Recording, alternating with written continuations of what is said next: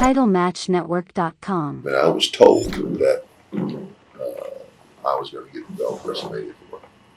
And then the story I was told was, why would the $1 Million Man even care about that belt to create his own? You know, just like purchasing it, you know, right. from Andre.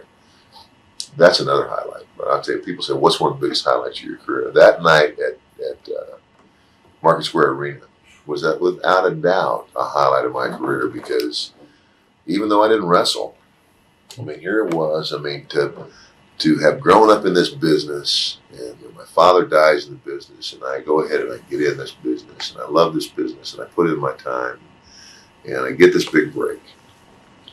But to be a part of the very first show, to be a part of the main event of the show, where wrestling is on network television for the first time in 30 years, you know, was just unbelievable. And to me, one of the greatest angles ever done was the twin referees. I mean, and I didn't know what we were doing till that night. And then when I heard it, I just went, man, that's awesome. Yeah. That's just awesome. It was great. But it really was the defining moment. It really kicked the $1 Million Man character into high gear, you know, for us to rob the champion, right. and for me to go out wearing the belt and gloating. It was great.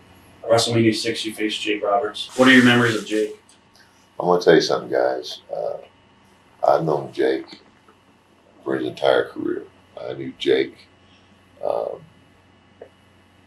before he got in the business.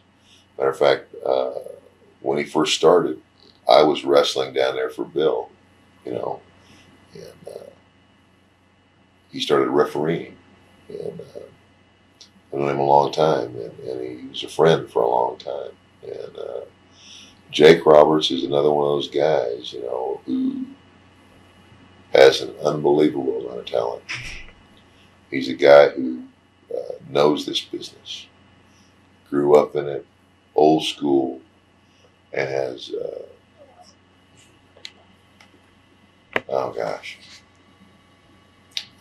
just a tremendous. Jake's one of those guys. He's a creative guy. Jake would have been a great booker. Great booker.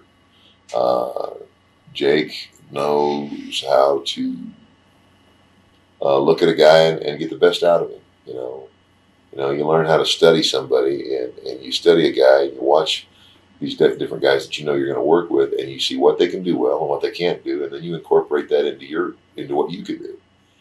And Jake knows how to do that well. I enjoyed working with Jake just about as much as anybody.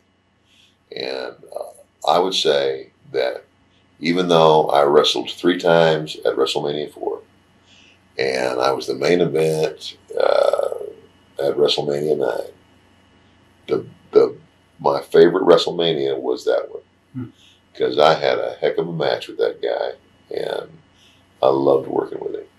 I really did. And one of the other reasons I loved working with Jake is it was so easy. You know, people ask me, they say, "Ted, what's the toughest match you ever had?" Well, the toughest match any guy in this business ever has is when you have to climb in the ring, like I had to do so many times, with somebody that doesn't know what they're doing, and lead them around by the nose, you know, and show them how to do it. You know, the ones you like are the ones where you just go in there and relax and know that it's just going to flow. And with he and I, it always did. We always had that chemistry.